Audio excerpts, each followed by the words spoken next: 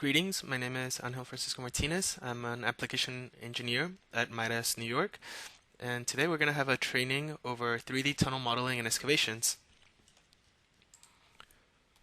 I will have a brief introduction to the company, and then I'll go over more in depth over the benefits of using GTS NX for tunneling in particular, some of the specific commands we have for these kind of modeling. And lastly, I'll do the main focus or the main length of the session, which will be the demo training, in which we'll do a modeling of a 3D tunnel exit out of a slope with some umbrella and pipe reinforcement. So jumping right into it, starting with the introduction, in case you're not familiar with us, we are Midas. We are the #1 software developer worldwide for civil engineering projects.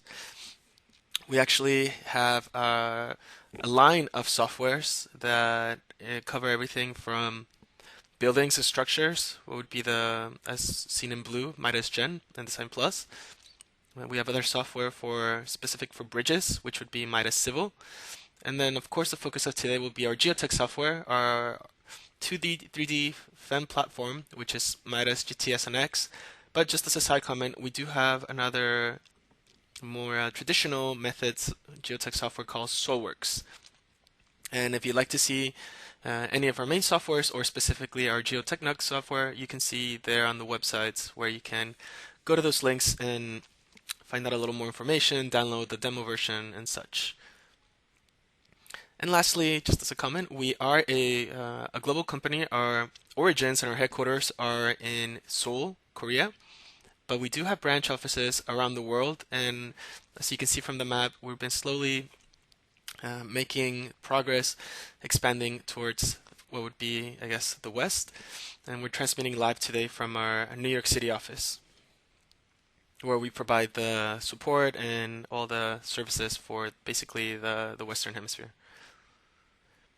Now, jumping right into what would be the focus of today, which is going to be tunneling in GTS NX, I'd like to go over some benefits and some points that are of interest for these kind of projects.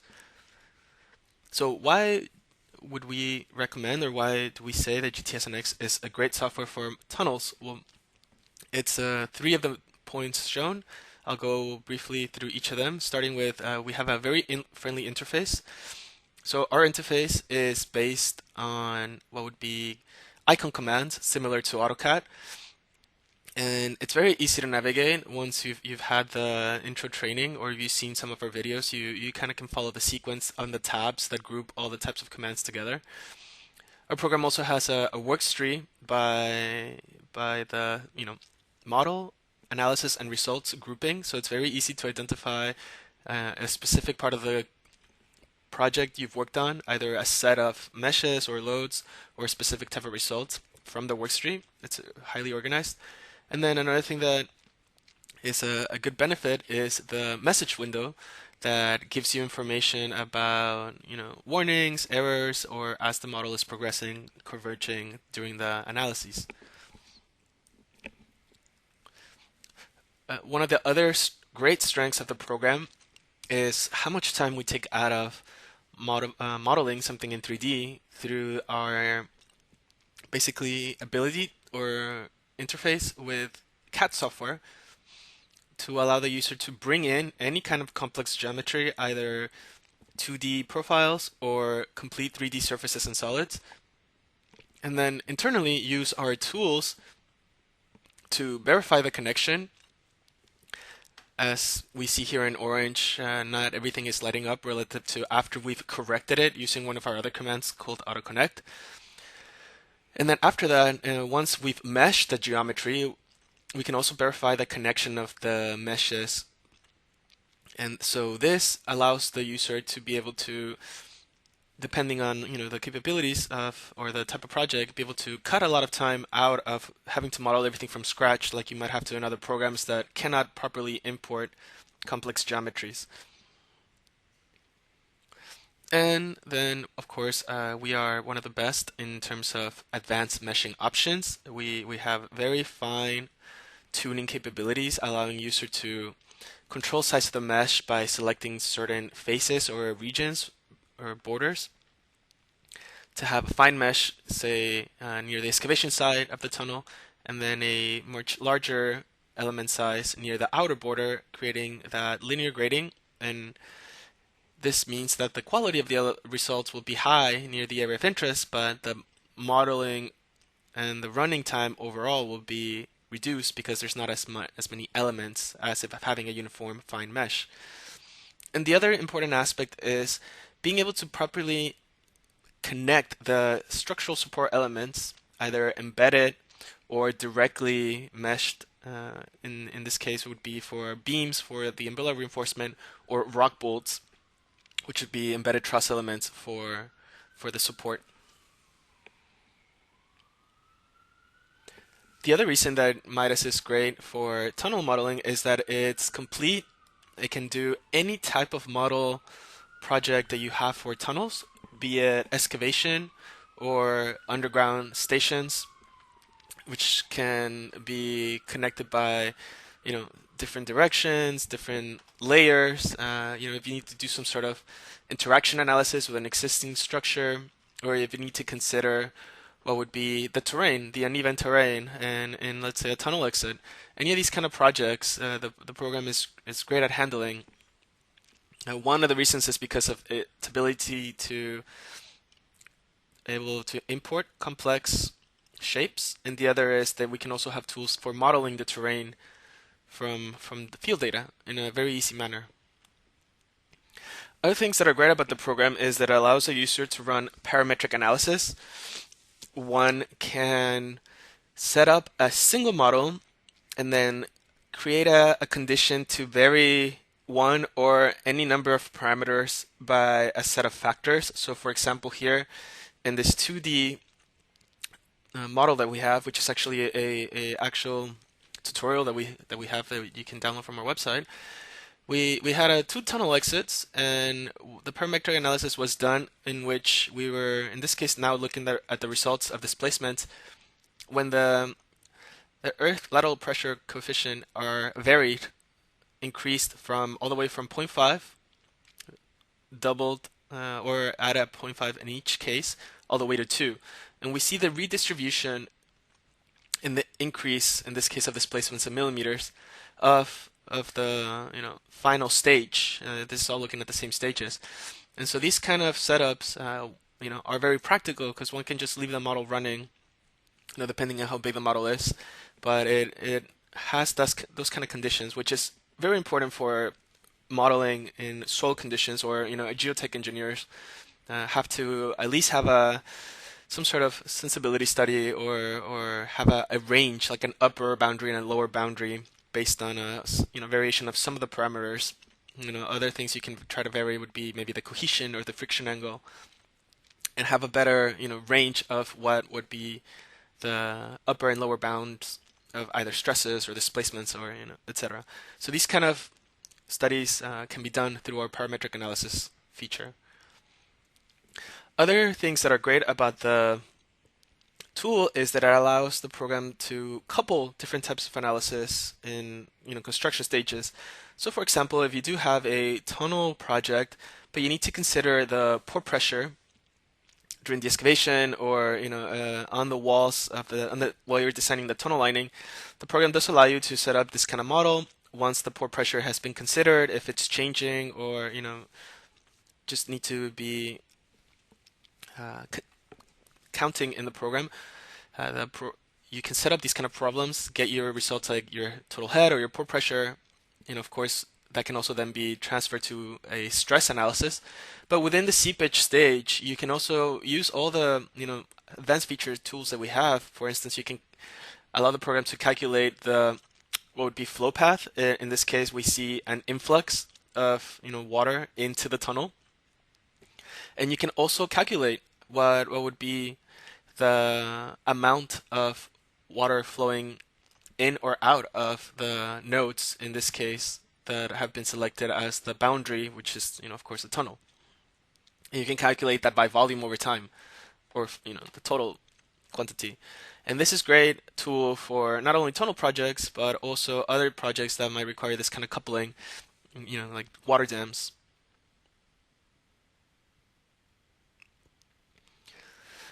Additionally, the program can also model what would be tunnels in rocks and or through faults, even major faults. So the program has different options. We have some constitutive models that are good for modeling rocks that have variations or joints, orthopedic to each other, orthotropic to each other, sorry. And then we also have what would be the option to model a major fault or several faults as divisions, surfaces with interfaces that will allow the user to control what would be essentially the tension or the friction parameters, the stiffness in the tangent and the normal directions. So, for example, this tunnel exit or this tunnel is being modeled and it's going right through a fault. And we see here that an interface has been applied and we're isolating the results for those particular sections. And then one of the things that I'll be showing is our wizard. So tunneling, as we know, in some cases can be a very repetitive process and also can have many, many, many steps. And so this program allows us to set up conditions where, based on some initial setup in the worktree by numbering the sets correctly, one can easily create conditions that allow the program to set up these stages based on activation and deactivation sequences. As I'll make it a lot more clear when we go through the modeling.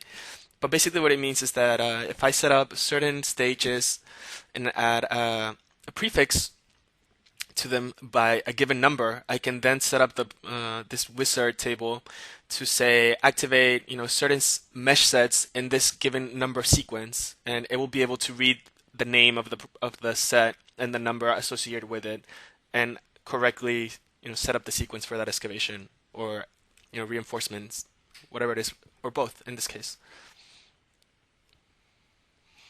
Other things that are really strong about the program is its ability to consider the structural support elements and all kinds of different sections. So we have a full database of types of sections you can select for either our beam or truss elements that would be used for support. And so this can be very useful for, really simulating or approximating the final design of these support elements. So that this can be used for, as I mentioned, beam will be part of the elements that we use in the umbrella reinforcement as pipe, and then also rock bolts that can be truss elements. But we can also model 2D elements and very easily extract them out of, let's say we set up the path of the tunnel, it's very easy to then extract these 2D elements that are going to be assigned, let's say, shotcrete properties or lining properties to act as the reinforcement elements. So 1D elements, 2D elements very easily connect to what would be the soil, in this case 3D. And then, of course, would be the constitutive models, being able to select the proper, here's our list of the main ones, although we do have some additional ones like UBC sand for modeling liquefaction, depending on the region of the country you're located. But, for rock, generalized Hoek Brown is a very popular, as well as joint rock mass. And one of the nice features of the program is being able to consider the safety factor of the terrain or of the material around a certain excavation. So we're not necessarily running a slope stability analysis, but we can still obtain a factor of safety for a given material and then activate this volume of soil by a range of factor of safety using our tools called isosurface, which is basically what we're doing here for 3D and for 2D. And additionally, one of the other options of the program is that you can activate the status of the material. In this case, we're identifying the plastic failure regions, similar to having a low factor of safety. So in this case, it's the same excavation model. Other nice aspects of the program is they can also consider any kind of excavation method, including TBM. We actually do have a tutorial for this kind of excavation method, including options to consider the contraction and any kind of loading condition that you would need for this kind of, you know, the tunnel boring machine excavation process. So as you see, the program is very, very complete in being able to consider even these kind of very complex tunneling models or tunneling methods, as well as being very powerful in the method of either extracting the results or showing the results, either by layering or deactivating, extracting, isolating by volumes or by surfaces. This will become a lot more clear for also graphing, being able to set up a table and then either graph internally in the program or just send directly to Excel. And then lastly, the third main point is how innovative the program is. And one of the main features that we have for tunnel projects is, if you have a straight tunnel, you can use our wizard to consider what would be the excavation process using only these 4 tabs. So the first tab would allow you to set up what would be the type of cut that you want to use in the model. And so you would give it the dimensions of the cut, and you would set up the materials of such. So in this case, it's a three center circle method. But you can see here that under the define excavation method, you can select from a drop-down menu other examples with the diagrams of the dimensions. Once you set that up, in this case, we're saying 1 or 2 tunnels. You would pass to the next tab, in which you give information about the reinforcement. So if we have shotcrete, different soft and then hard shotcrete you can consider, as well as the distribution of the rock bolts, which you have a diagram as well. Then you can set up the excavation process. If it's a one direction, if it's both directions, the spacing between the excavation stages, distribution of the rock bolt and support among them. The program will automatically create these stages for you. So this can be a big time saver. Here we're saying excavate 30 stages at advancing at, in this case we're in meters, 2 meters each. That kind of very simple function to set up these excavation stages. And then lastly, in the last tab would be to set up what would be the terrain, the strata conditions, the spacing of these.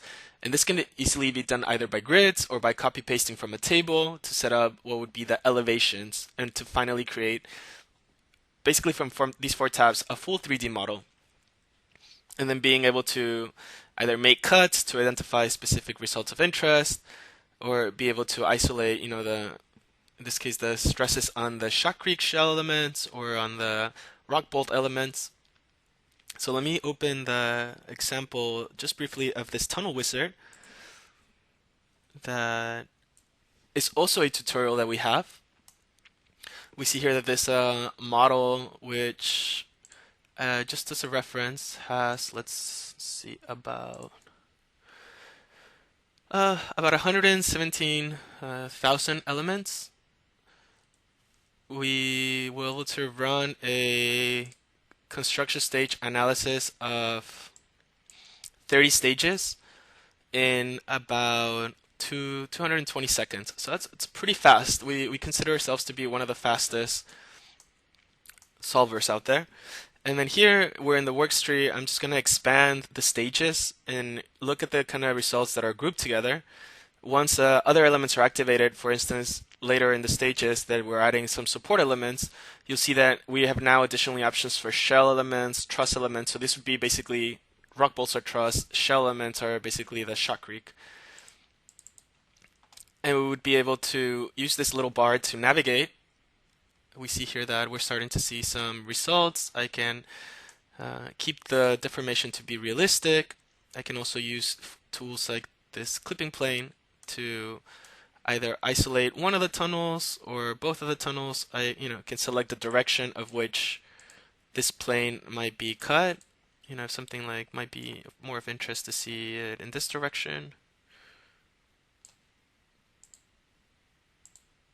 And then be able to continue to navigate it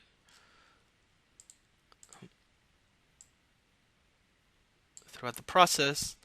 And if I want to activate stuff like where the maximum displacement's happening, I can also change the units after running the analysis and keep track of that until I get to the final stage. and similarly activating results for truss elements or such. But that we'll get into more as we're working on the actual training model. In this case, we are just looking at an example of the results for what is the tunnel wizard. But as I mentioned, this is also a step-by-step tutorial that we can share with you if you're interested in trying this wizard yourself. So now getting into the actual part of the training, let's go into the demo.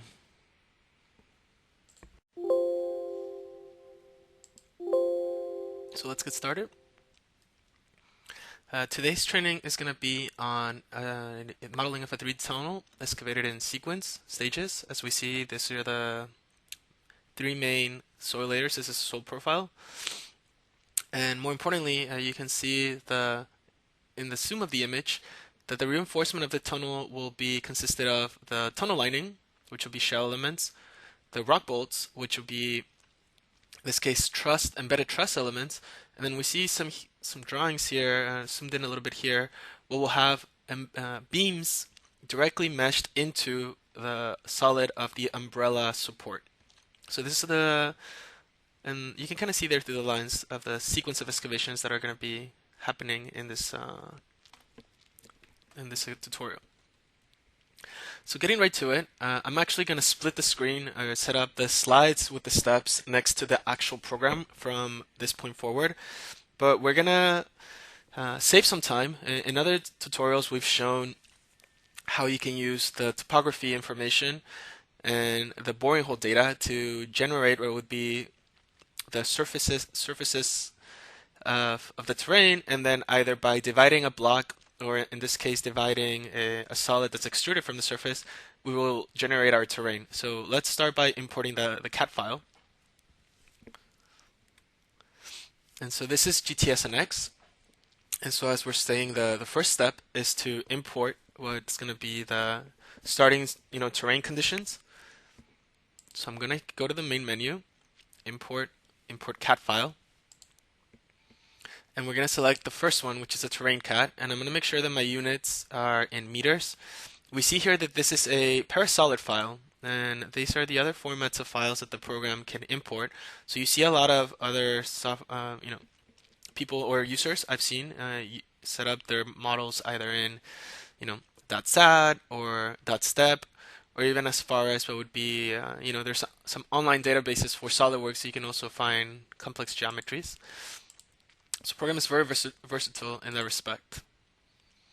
So here's our series of surfaces that we have imported, and from here I'm going to start to generate the solids and then divide by the layers as shown in the steps. So the first thing would be to go to my geometry tab, and in here in my workstream go to the model tab. And this is where I have all the commands for modeling in almost the same as AutoCAD. So I'm going to extrude the top surface in the downward direction. So I'm selecting here the C-axis, and hence this would become a negative for it to go down. And I'm going to go 200 meters. I can preview this, and I have an idea of, that looks like the dimensions that I want. So there are different ways for one to generate the final terrain. In the end, what you want to have is the bottom of the model to be completely flat, and the boundaries, the vertical boundaries of the model, to be completely horizontal. And that's so that the program later on, when it's ready to apply some, let's say, auto boundary conditions, is able to properly recognize, the boundaries. So now that we set up the solid, we're going to divide the solid by the surfaces, as shown here in the step 3 of the image. So go here to I'll go here to divide solid.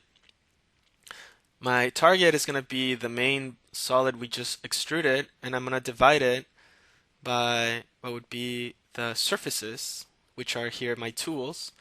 And that's basically just going to be all the other surfaces that are present, including these, which are going to make the first cut of the tunnel. And I can just go to OK.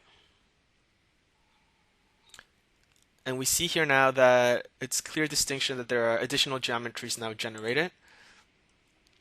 So proceeding with the training, what we're going to do is we're going to then get rid of these extra geometries. So I can just click on them on the mouse, with my mouse directly on the screen. If I rotate the model by holding the scroll button on my mouse, I can see that, clearly these geometries don't correspond to anything. So I can just press delete on my keyboard. And we see now that even this surface is now extra. I can either delete it by selecting it and right-clicking, or pressing delete on my keyboard again.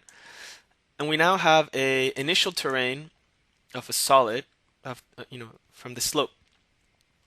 So I can now then go and import now the other CAD file that I have, which is as you see here, part of the tunnel with the final geometries.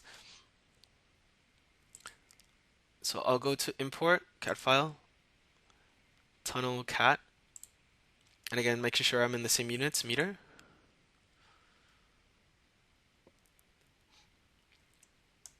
And we've now imported this tunnel.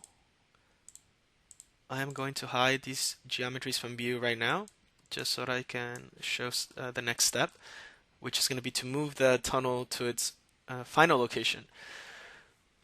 So just as a side comment, here we have directly imported our geometry, but we see here from the tunnel that this being a solid though could actually have also been drawn directly on our platform from scratch. We could have set up what would be our grid, as I've activated here from the workspace, and then draw on the tunnel profile directly. This would be a 2D tunnel profile directly on the surface. We can kind of see here based on the dimensions it's at the origin. And so depending on the type of cut, this is going to get updated depending on the dimensions. If I give much bigger dimensions, then it becomes more clear what the tunnel would end up looking like. But in this case, we directly, instead of drawing it from scratch and then extruding it, we're just going to assume that this was imported directly from a final CAD file. But again, you could have just done a profile as well, a 2D profile, and drawn it from scratch. So moving now back to the steps in the tutorial, I'm gonna translate, basically move the solid geometry of the tunnels by drawing a big rectangle and capturing everything. And I'm gonna move it to the final location, which is gonna be at the base of the of that cut. So if it's something in this case like a diagonal, I can just use this function called 2-point vector and select the starting point, which is going to be at the base, center base of my tunnel. And then the last point, which would be at the center of that line where the cut ended. I have to tell the program to calculate that distance, and if I preview it, I should see it line up perfectly straight on the bottom, which is what we see here. So let's say that's the final location of where the tunnel is going to be. And we've not been able to move the whole thing into alignment using the 2-point vector. So what we're going to do now is I'm going to deactivate this just for a second. And we're going to take a look at some of the other features that we have for the program. So as I had mentioned, we're going to have some reinforcement. If I hide this view quickly, you can see here there are now a series of line elements, two sets of beam or lines, 1D lines that are become the beam reinforcements. And we see here that in this case, they belong to the sets of these umbrella supports. So in order for the elements to line up properly when we mesh both the 1D element and the solid element, we have to use a command called Imprint to basically tell the program that these two geometries are going to have nodes that coincide. We can see this last phase, the dots are not as clearly marked. So in order for it to save time, we've already done the imprint for all the other umbrellas. We're just going to show you the steps for the last one. So we would go here to imprint. We're going to use the option point. I'm going to select this face. And then the tools are going to be all the dots that I'm going to be able to select. You see there as they're lining up. So I'm just drawing little rectangles to try to capture all the dots that are relevant to this face. I might have some extra ones that I need to click again to unselect in a second when I'm done. But right now I'm just trying to select the nodes of interest, and then I'm going to change this select filter to unselect so I can let go of these other nodes that I don't need that are extra. So I only really care about the ones that are on this face inside, as we see there. And the option is going to be the shortest direction. So I have here, even though the number, sometimes the nodes, if you do it at an angle, might be selected from a different part. Really, as long as you have the ones in the face clean, that's really all you need. So we see there, once I've done, just make sure you have all of them, and you should be able to now see the dots of the geometry activated. I might have missed one, but we can just do it again. It's a fairly simple manner. Just to select it again, that one that I miss. There. So now we have all of them. So once we've done the imprint, now it's basically making sure that there's going to be a proper connection between the 1D elements and the solids. We want to also verify the connection between what's solid to solid. So depending on the sequence of steps that you want to do, you have different options. You can do some sort of Boolean operation where you tell the program this object, or this tunnel is embedded in this soil layer or whatever. But in this case, we can also just, in one single step, connect everything because there are only two main blocks of geometry. I'm going to do the option here, auto connect, and select the Boolean method. And I'm just going to select everything. Now, this auto connect is going to basically ensure that the program recognizes the contact between the solids. But we do have a tool to allow us to check for that. So why don't we check before, and then we'll check after what the proper connection of geometries is supposed to look like in the program. If I go to here at Tools and go to Check the Duplicates, I can just click Apply, and I'll see highlighted in orange the faces that the program is recognizing as doubles or as duplicates, basically things that should be in contact. So we see here the layers, the solid layers between the stratas are recognized, and then if I zoom in, some of the contacts inside of the tunnel is recognizing within each other, but we can also kind of make out that the umbrella profile is not in orange, the outer boundary. So that's an immediate sign that there would be some lack of connection between the tunnel support and the soil layer, which is bad, of course. So let's correct that with auto connect, Boolean, and we can just select everything from here, our 82 targets, and just click OK. This might take a second because there are a lot of geometries in this tunnel that we are connecting.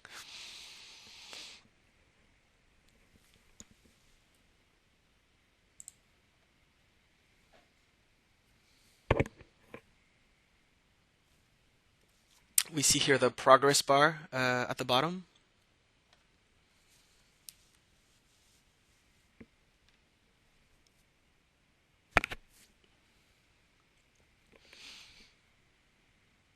And then once that's complete, we'll do another check duplicates, as we see before and after, just to see the difference. We'll zoom in on that umbrella. So here it's done, and now let's go back to Tools, check duplicates.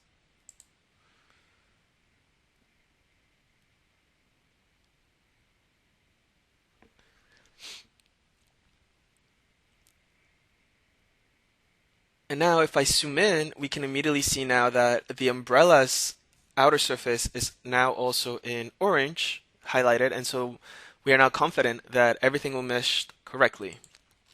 So that's one of the nice features that we have for modeling in 3D, the combination of the check duplicates as well as the auto connect. So moving on, we are now gonna set up the materials for the model, which means we can move on to the next tab, which is the mesh. This is where the materials and the properties are. So you would create your materials accordingly. You would, for instance, set up a first material, select your constitutive model, let's say more column, and say this is the first soil layer called weathered soil. And you would give it the material properties that you need. The general tab is modulus of elasticity, some other stuff like the unit weight, the Poisson ratio. If you had information about saturation, drainage conditions, or seepage conditions to consider, you would do it in the porous tab. And then in the nonlinear tab is where you give it the, the behavior, the nonlinear behavior. In this case, it's defined by cohesion and friction angle when you're using more column.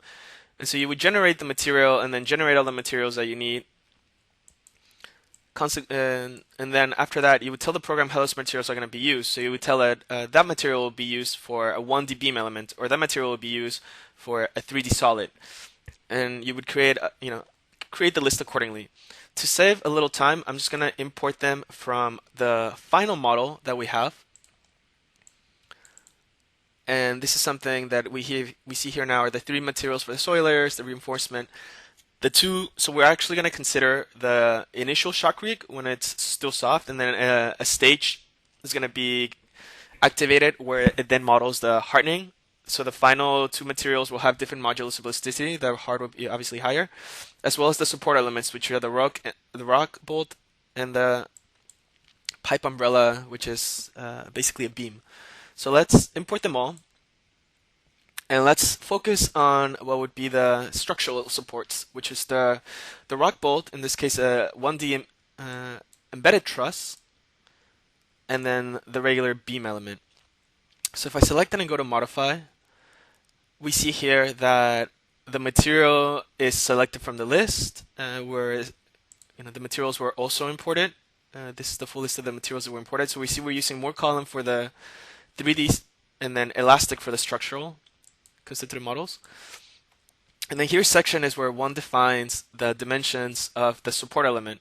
So in this case, it's a pipe support, a beam pipe for the umbrella. We see here that we have different shapes we can select from. For example, if I selected the H section, as I mentioned, we have databases that you can select the section directly from, almost like if you were using a structural software. And then this, the program will update these dimensions in being reflected in the parameters that it needs for the results to be run. So this would be the beam element, and then the embedded truss element is a little easier to set up because this is just a solid, pipe. And the difference between the 2 types of element is that the embedded truss element doesn't have to have all the nodes along the truss connected to the soil, only the first or the mother node, while the beam element does. So we'll see that we'll actually be generating the meshes for those 2, even though they're both 1D in different steps and different methods. So once we've now imported the materials, we see here that in the worktree these materials are also reflected, as well as in the properties we have a distribution of how these materials are going to be used. So we can now move on to start generating the meshes, and we're going to focus first on the more detailed aspect of the problem, which is the tunnel. So I'm going to select the soil layers and right click to go hide. We see here that we have a lot of different geometries. So to make it a little clearer, like we see in the image, I'm just going to select everything, right click it, and go to random color on the menu. And this is going to make it a little more visual for me to identify, as we see here now, all of the different geometries involved. And you can also make out that there are some lines kind of cutting through here, as well as cutting through here. And that's the reflection of the tunnel passing through different terrain types. So what we see in the tutorial is that we're actually first meshing. We see the names of the type of soil layers that we have assigned to different segments of the tunnel. So of course, the initial conditions of the tunnel to be excavated are going to have to be reflected in these geometries first. So when I mesh, first I'm just going to tell them all of these are a certain type of initial condition, and then I'll go back and change those material properties to for the maybe the reinforcement aspect to a shotcrete or whatever. I'm also going to deactivate the curves. So let's only focus on the tunnel that's going to be excavated first. So let's go to generate 3D mesh. I'm going to give them all a size of 2. And I'm going to stick to the default tetra mesher, but we also have a hybrid option, which is supposed to be a combination, or depending on the geometry, mostly cubes and pyramid elements. We'll stick with the tetra. And then here is where we select the material that's going to be assigned to these. So we're going to start with weathered soil for the first segment of the tunnel, and you can kind of tell more or less where the cutoff is going to be. So I would say for the maybe side view might be a little easier. And we're generalizing here. We're making some simplification assumptions, but obviously depending on how detailed you wanted to get. So I would consider up to this point, based on that division line, to be close enough to be realistic. And so I'm going to call these my tunnel mesh sets, and I'm just going to go to apply. And these are going to mesh in parallel. So basically, I'll see a chart showing all of the meshes happening at the same time for all the different geometries, as we see here. Now I'm going to move on to the next segments, which is one of the longer ones. And I'm selecting here up to maybe up to this point, I think is enough to be considered the next material assigned to them, which is the soft rock. But this is still tunnel in terms of mesh sets, so we can just continue with the apply. We're just updating the material that's going to be excavated. Again, these are 3D solids of the tunnel segments to be excavated, so this is why we're giving them the soil conditions. Later we'll add the shotcrete reinforcement.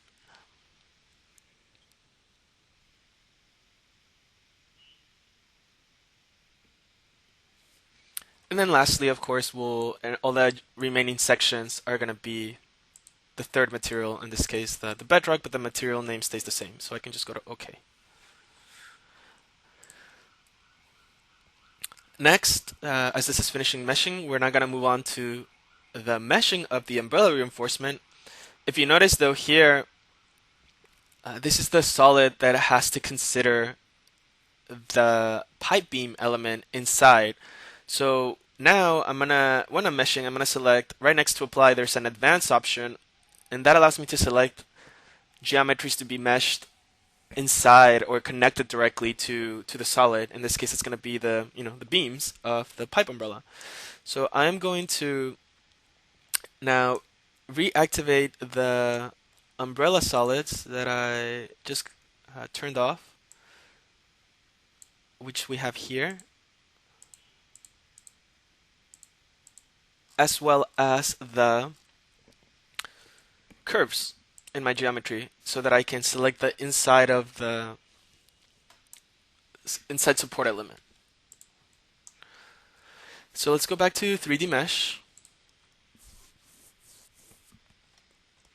and we're going to stick to the size of 2 for the tunnel sections. This first segment, going back to the materials sections, if we recall more or less, you can see the division as well. It's going to have the weathered soil, although this time I am going to give it a particular name. So this is umbrella 1, and I'm going to activate the advanced option. And here is where I can select interior edges. We see here we're selecting the pipe umbrella, the beam element, not the rock bolt. And I'm going to select the ones that correspond to the inside of the first support element, or the first umbrella. So I'm going to actually just switch it to top view and just draw a rectangle. You see here that my rectangle, even though it's touching parts of the beams on this side and parts of the rock bolts, it's only going to select what's completely covered. So I just make sure that I make a rectangle that's big enough only to cover the geometries of those beams. And so that I can then now assign that property and mesh it together. So I can just go to apply.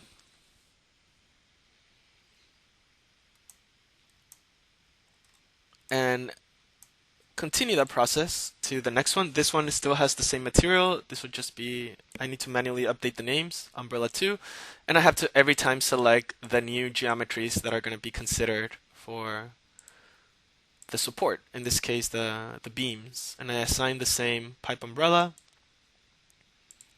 So let's just continue.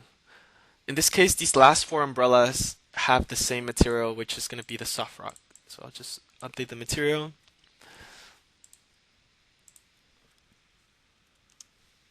I will select the third one here.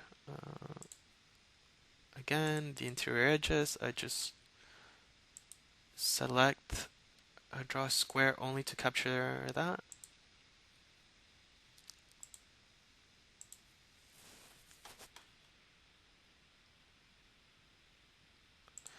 Sorry. Let me, again, the next one. soft rock, umbrella 4. Oh,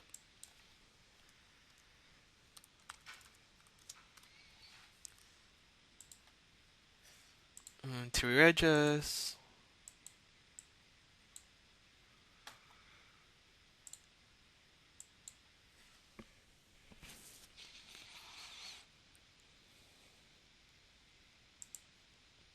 Umbrella 5.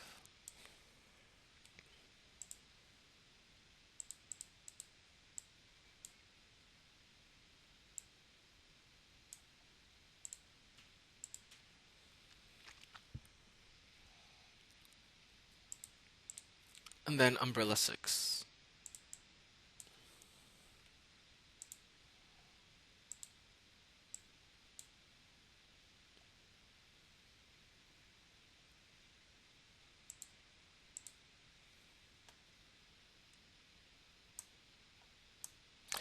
If I expand here in the workstream down to the mesh sets, we see that we have all the sets for the tunnels, but at the very bottom we have the umbrella mesh set. It might be easier to see it on the last one.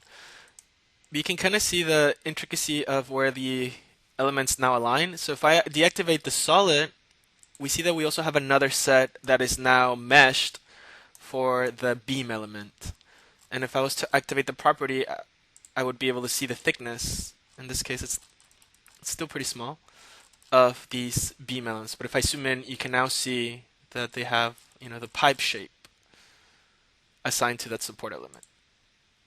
So we have now meshed the support umbrella with the beams that are rigidly connected, one-to-one elements with the support, and when we can now move on to the next phase, which is to mesh the soil layers. We're actually going to mesh the rock bolts at the very end. We want to, because they're embedded elements, we want to have them meshed once the soil layers are, 3D soil layers are also meshed.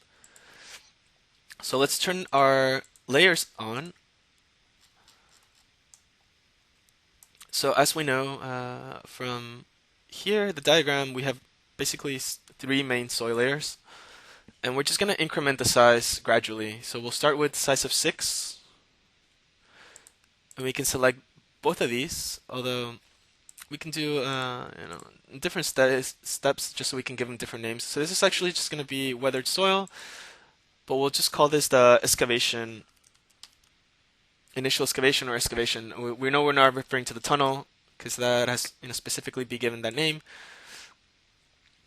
But we still have to consider that first bench cut. And then this will just be the weathered soil layer.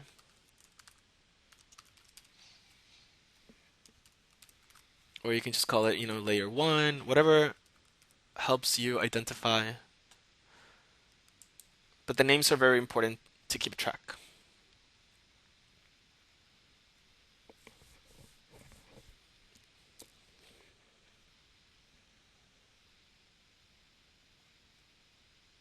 And then this will be 12. And then basically it would be the soft rock or layer 2.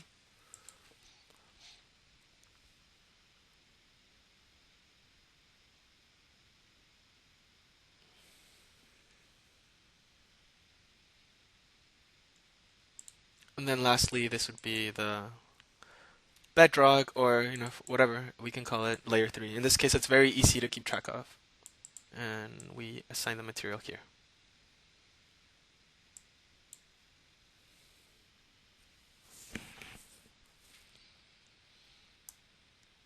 So if we rotate the model and inspect, let's say this end, the behind of it, we can see two things. The gradual change in size between layers is gradually getting bigger. But if we zoom in, even part of the tunnel exit, it falls under the bottom layer that has a larger size. So this is where we see more of that linear grading change in size of elements between what is very fine for the higher support to the the layers around it. So you can even visually inspect and see that all the boundary nodes line up between themselves, and hence we verify the contact beforehand. So it's no surprising that this is all properly meshed. So now we're going to move on to the tunnel reinforcement, which it means we just need to extract the tunnel walls from surfaces. I'm going to deactivate the curves and activate the solids. We actually only want the solids of the tunnel at this point. So I'm going to also hide these. Sorry.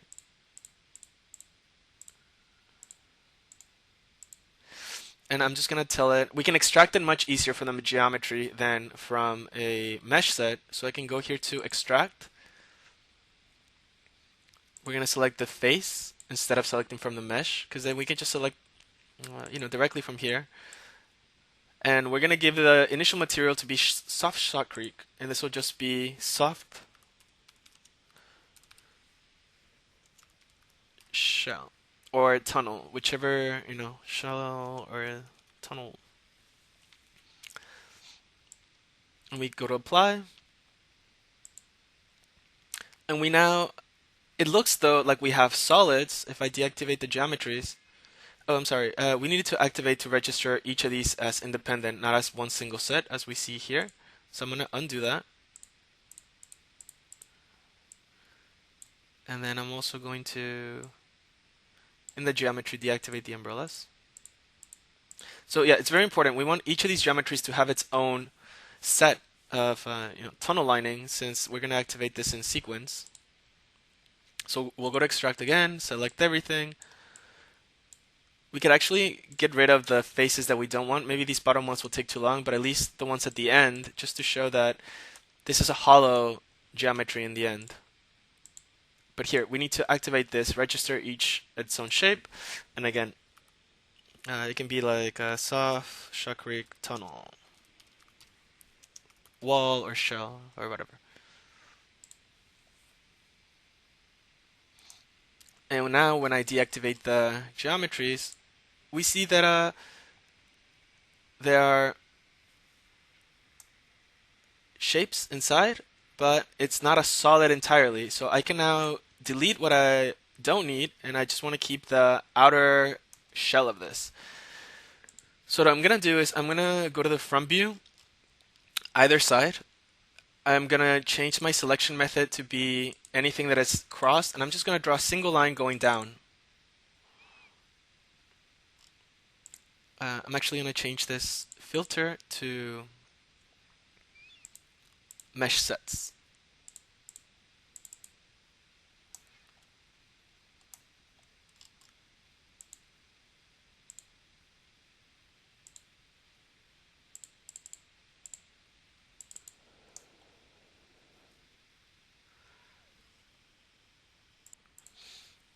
Actually, one last little detail I forgot is also to tell it to skip the duplicate faces, basically the generation of the support elements between the sets.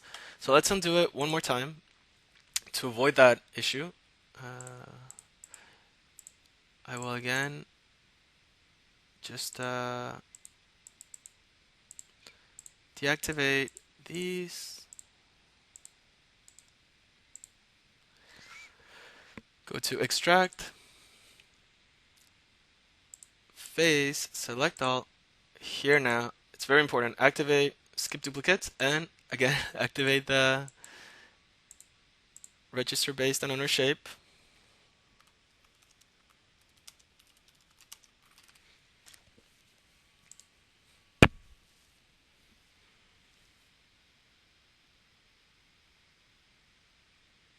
And now we have these shapes, but I'm gonna have to again put like a side view and select the front and bottom to delete. So I will change my filter here to elements. Sorry, this one to element, and draw a rectangle only in the, very carefully, the faces on the bottom and on the end. And if I click delete, I should not have a shell as we see. Okay, good. So we can move on. And the last part would be now to mesh the rock bolts. So let's turn on the curves once again. We're going to mesh these in two sets, the top and the bottom. So let's do the front view. This would be basically 3 for the top and then the rest for the bottom. And again, because these are embedded elements, they don't require the same type of meshing steps as we did for the beam inside the umbrella. So I'm going to call this the top rock bolt. So I just said top RB, and I selected these 3 as shown in the diagram, and division is 10. And then I'm going to select the bottom remaining ones and call those bottom rock bolt.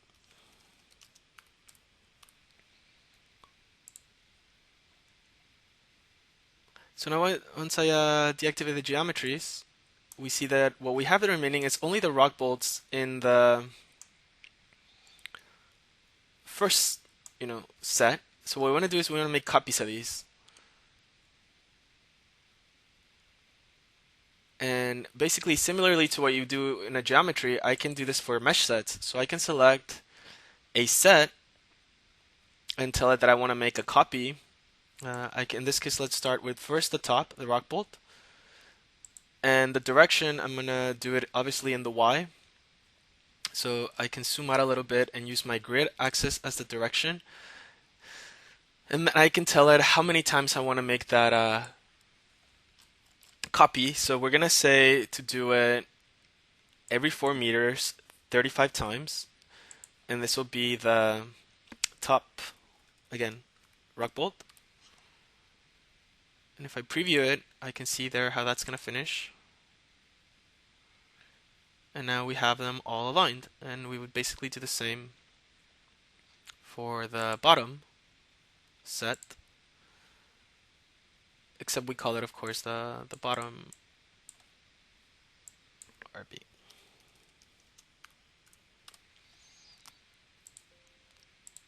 Of course, we have to tell it which direction, which is the X. Okay, so we are done with the meshing, but now we must move on to applying boundary conditions and the support conditions and all that. So the first thing we can do is, as it says, just apply. We can now move on to this part. So we can just apply the self-weight. And that's just basically telling it the gravity is in the down direction. And we're just going to call this set gravity.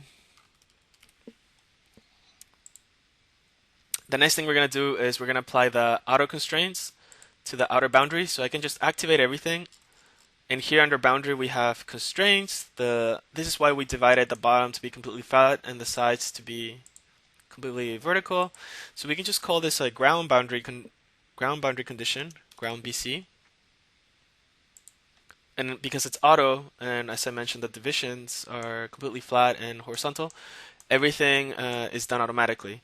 Now what we need to do is provide some support to the pipe umbrella elements. And so this is where we're going to go to Advanced option, and for this I also need to deactivate everything except my sets of the umbrella support elements. As you recall, when we meshed them together, 2 sets were created. So let's do one by one. And we're going to select the nodes at the end of each and just assign a particular name. And this is important for the sequence of the meshing. So let's select the node. So there I accidentally selected extra nodes. I'm going to let go of everything and just try to line it up. Actually, the top view might be a lot easier since it's straight. And I'm going to call this umbrella. Let's call it fix 1. Or umbrella 1 fix. Basically, we're fixing the rotation. So umbrella 1 are fix. And I'm going to tell it that I want to restrict the rotation in XYZ. And then we repeat the same process for the next, giving it its own set name.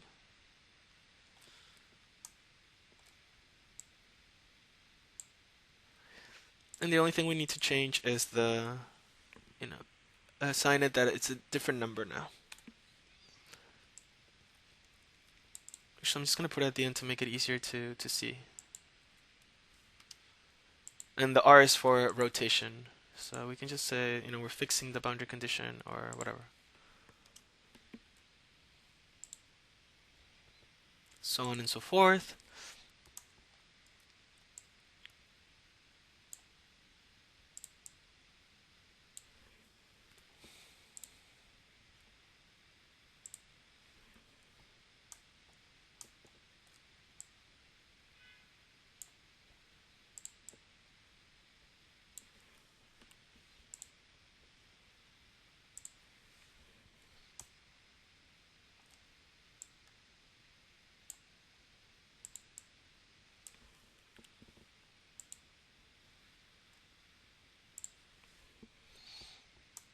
And this is the last one.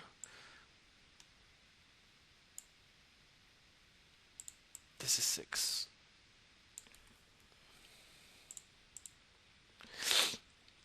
So we have now basically provided the support to the steps, and now we can move on to the next part, which is to set up the conditions so that we use our stage wizard, our assistant, in creating all these excavation steps automatically. Because we see here we have 71 tunnel mesh sets,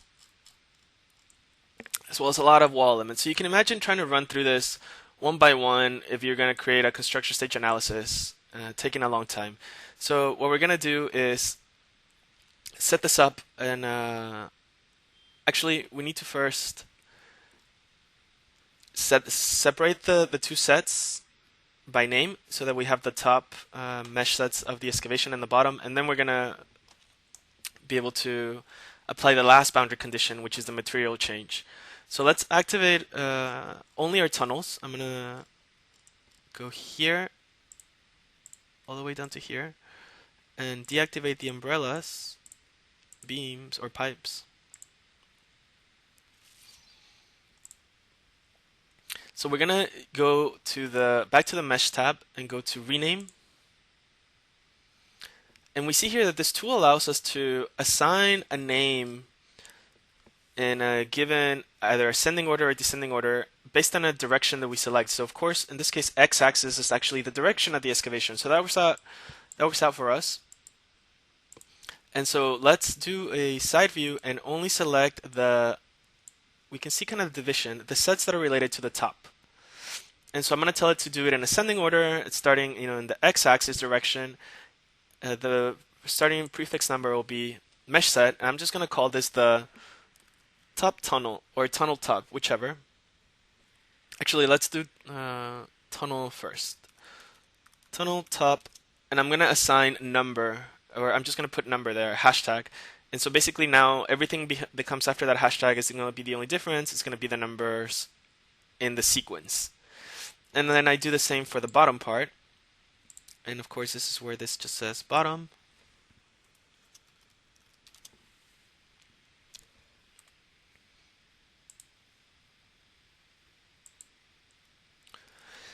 And similarly, we do that for the shell elements, not just the tunnels that are going to be excavated. But you see here now that these have been renamed.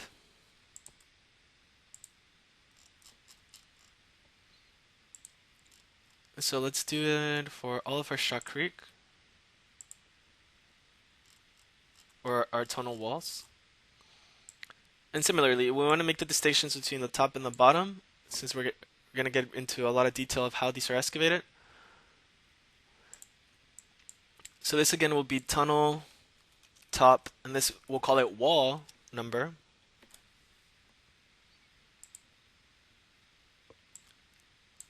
And again, the bottom, tunnel, bottom wall.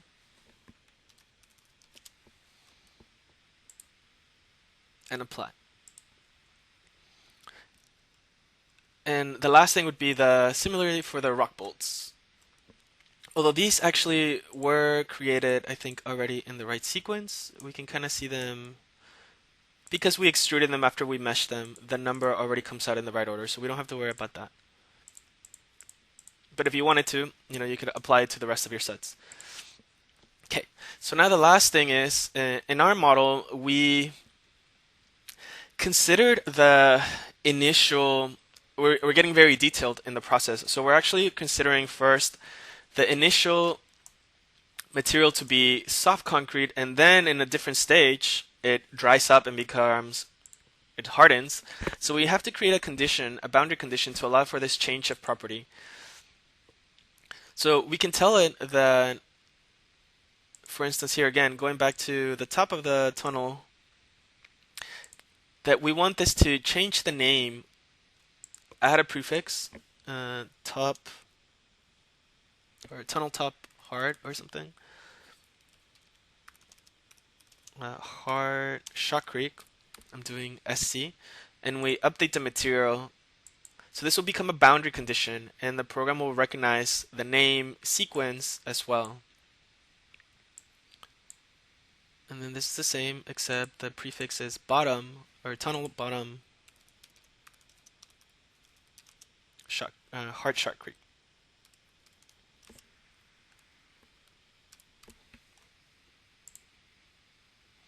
And similarly, for what would be the umbrella sections. That's the last thing we need to do. And we would then be able just to set up the conditions, run the analysis. So here are the umbrellas. I'm actually gonna, there's only 6 of them, so we can set them out just like one by one. So for instance, this mesh set, to select, I can directly also from the works tree select all of it. And this is going to change to reinforced material. So this would be umbrella 1, or let's call this umbrella reinforced 1. And then we select the next one.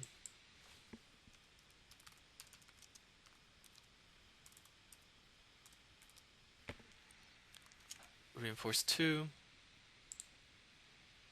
We see the icons there now that it's showing the boundary condition.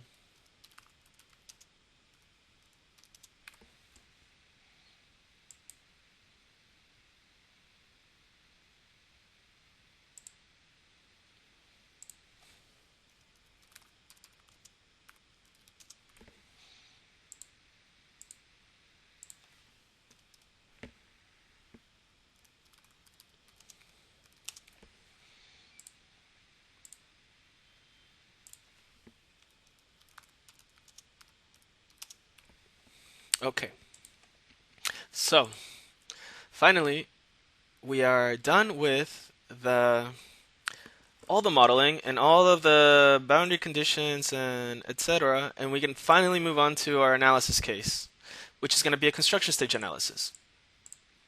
As we mentioned, we would set up a series of steps and tell the program, if we're doing a coupling analysis or a seepage construction analysis. In this case, it's just a stress analysis. So let's just add, we make the case first, and then we go step 1, and then we're going to use our wizard that's going to allow us to set up these conditions that really facilitate what is the rules to these sequential steps. So we see here the bottom table are going to be generated based on some rules. So the first things we need to do is do the initial stage, which is where you activate everything that is already existing. So for instance, the layer 1 is a condition that's already going to be in the beginning of the model. So is the first excavation of the slope. We're certainly going to have all the tunnels and the umbrellas in the initial conditions. So not the walls, but just the tunnels. So both the bottom and the top. Not the rock bolts. And this basically layer has all the 3 soil layers. So we see that because we're keeping track of the names and using the same prefixes, it's easy. For instance, here tunnel top, everything is now in a set that makes it easy to navigate or activate. So now we can move on to the the real benefit, which is setting up these conditions of activating and deactivating in sequences. So first, for example, we tell it it's going to be a mesh set, let's say the tunnel excavation. Let's say that we're going to first start by excavating the top of the tunnels. So tunnel top. And we see that hashtag, and then there's no number over there. So basically everything that follows here will have a sequence following that numbering. And so I'm going to tell it that I want to remove. Here is the option to activate or remove. I'm going to remove these starting in stage 4. As we see here, I'm following this first line. And I want it to increment every stage one by one. So basically, starting at stage 4, it's going to deactivate top tunnel number 1. And then in stage 5, it's going to deactivate tunnel top number 2, and such, and so forth and so on. So we continue. The next thing we're going to do is we're going to create the condition for activating the reinforcement of the top of the tunnel, basically the wall. So we have here tunnel top wall. This time it's activate, and all we have to tell it now is that we want this to start in the stage after the first excavation. So it starts on stage 5. Actually, just run this a little further out to make it easier to see. And the next would be, we're going to also activate the material change. So if you recall, actually we can do the rock bolts, the top rock bolts.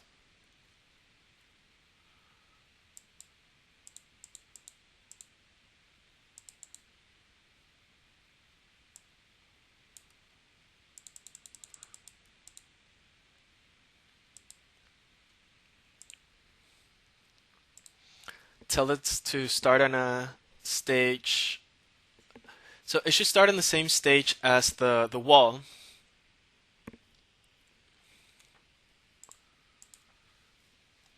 But we can also, I think for the rock bolts, actually, there might be, the ones with the name dash after, and then the original one. So I'm going to manually bring this out later. So let's just start at one stage after, at 6. And then the last thing is the boundary set, the boundary condition for the change of material of my tunnel walls to become the hard shotcrete, right? So this will also start at one stage after it's been activated. So this will also start at stage 6. And then we just do the same for the bottom. Mesh set, the bottom tunnel bottom number. It's important that remember that we're excavating, so it has to be R. And we're going to start these off at the 6th stage. And then proceed with the same sequence. Following stage after that will be the wall, tunnel bottom wall, 7.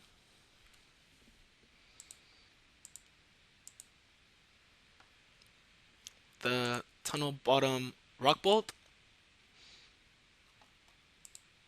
which will say 8. And then the change of boundary condition to the rock bolt becoming hard, which is here, tunnel bottom hard shotcrete.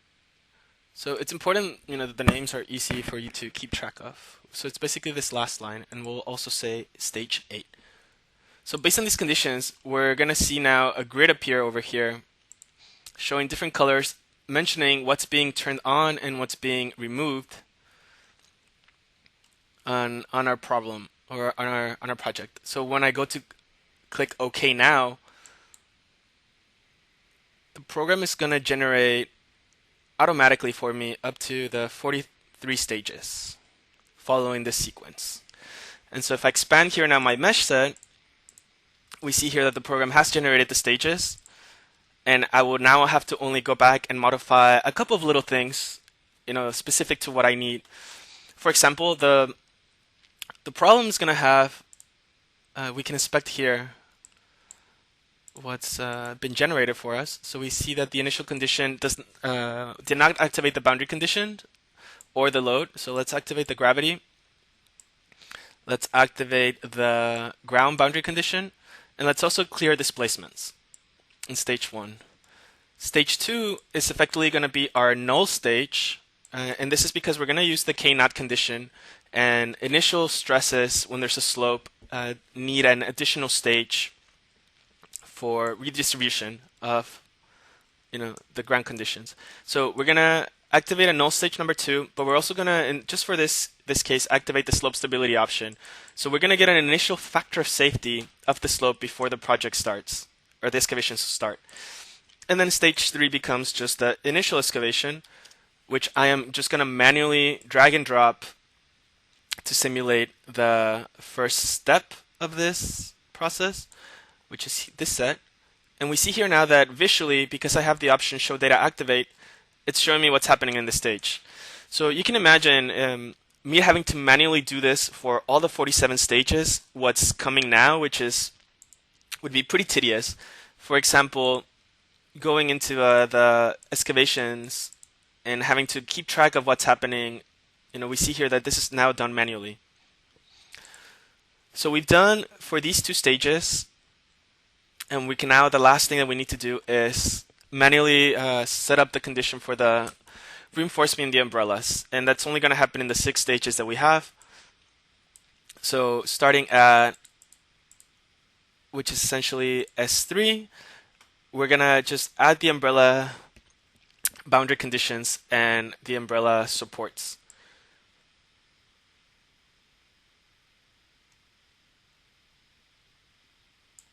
So this would be umbrella 1 boundary condition for the rotating of, rotating that fix, and the the hard material for the change in material property. And so we then, as well as the support element, which is the beam inside. So we have here the interior edge. So we're changing the material, we're activating the support, and also activating the inner beams. And so we just do this. We can skip right on to stage number 9 for the next set. And we do the same for the second one.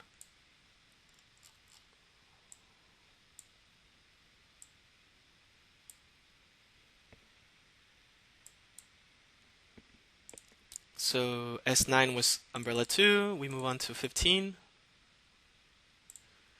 This would be umbrella 3.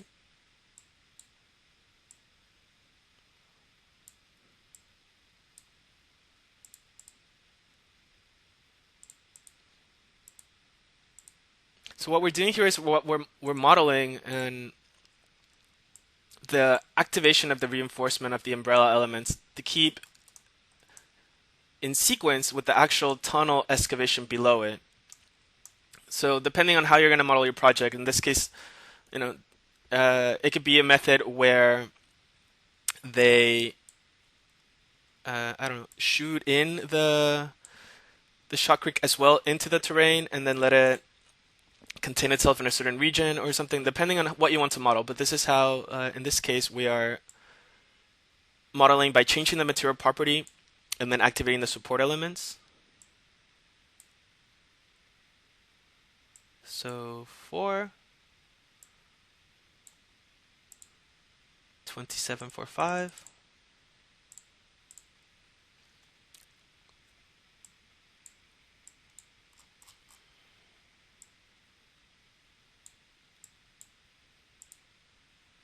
And then 33 for the 6th one.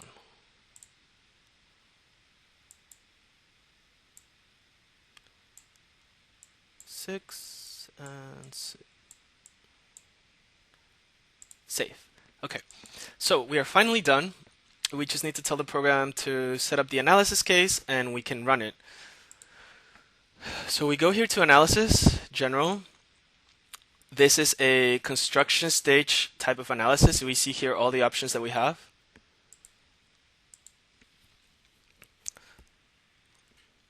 So this is the 3D tunnel excavation.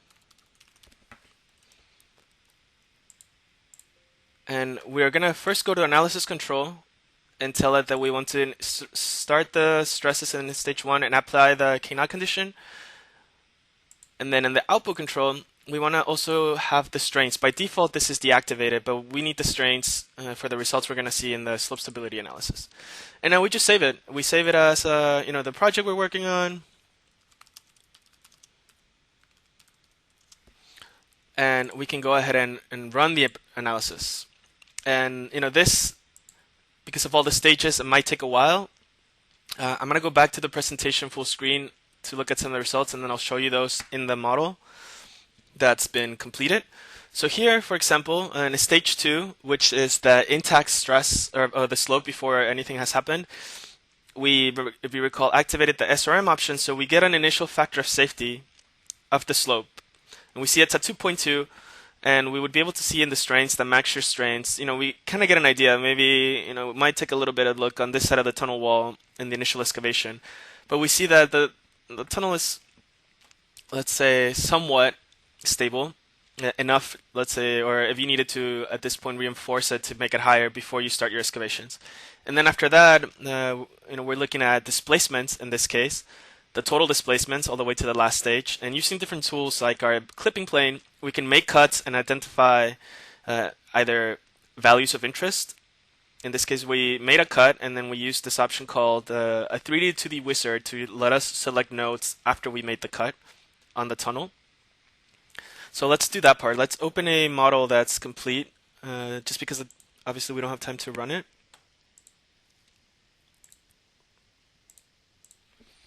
And let's look at the results. So this already finished running. Let's first look at the results for the slope stability. As we said, it was the factor of safety of 2.2. And we see here the max shear is concentrated on this volume. If I go to auto range on my legend, I can kind of get a concentration. And I can do little things like create a video animation of where the concentration of these are.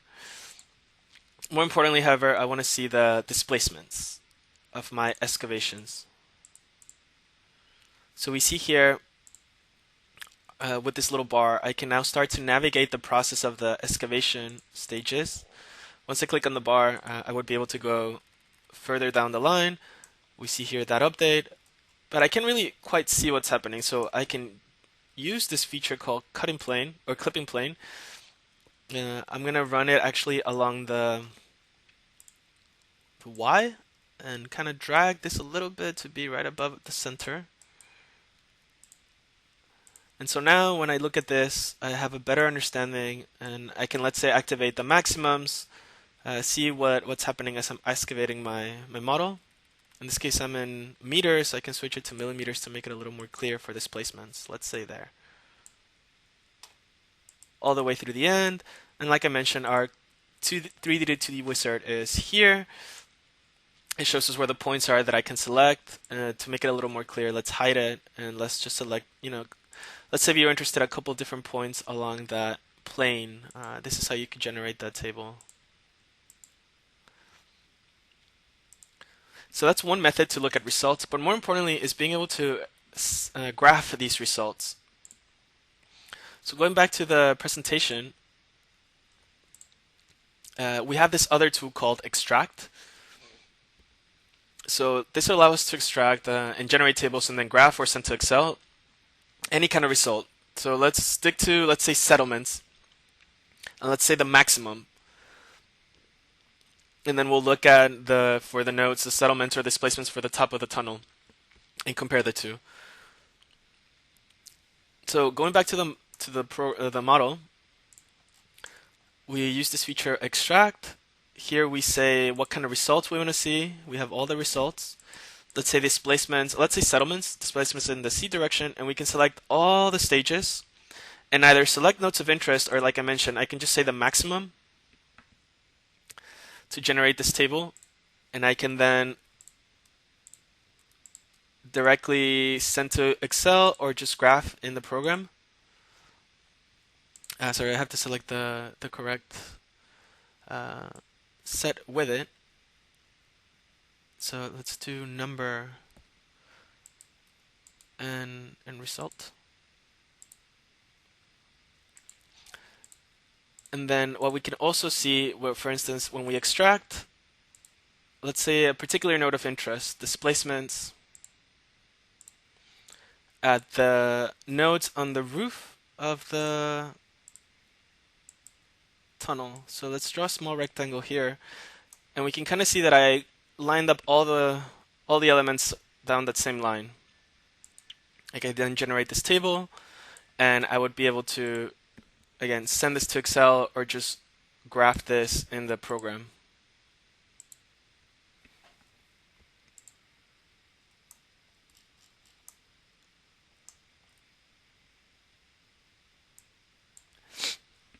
And then lastly, the other things we can do is activate the other types of elements. So truss elements are the rock bolts, the beam elements are the umbrella, and then the shell elements are the tunnel wall.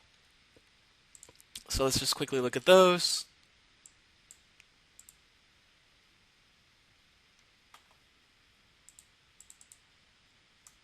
So here are the results for the support beam elements, for the actual forces or the moments. Notice, however, once I do the truss elements, we don't have as many options. So that's what the difference between the beam element and the truss element. The beam element can also give you shear forces and shear moments. And then the lastly would be the shell.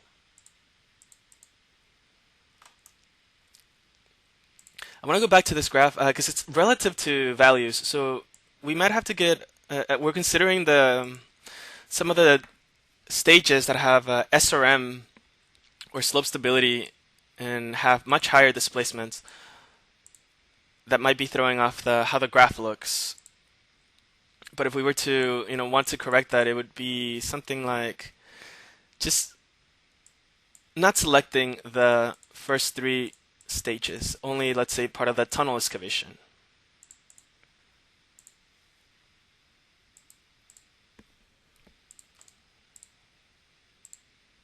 And see now that because that's relative, the graph doesn't look as extreme as before. Or if we were to have skipped just that SRM stage, we can have it looking from this starting point. So it all depends on which ones you're selecting for your graph. That's how we now get that. So again, we added this slope stability factor, which the results are going to be relative to the rest of them much higher, and hence why our graph looked like a different peak as it does now. So that would be the same thing for the displacement along the tunnel. We just remember to get rid of, if we are selecting, let's say, total displacements, just not select those stages. For the, let's say, top of our tunnel. There. So now I skip those two stages, and my graph is going to look very different because now it's not being thrown off by a very large value. And hence, now we can see displacements or settlements or whatever. So that's the conclusion of this training. It's definitely one of the harder trainings we have, but if you have any questions, you can send us an email to this site. We will be putting the recording in our website, which is northamerica.midaisuser.com, and you would be able to go to trainings, read courses, and find the material here. Thank you for your time.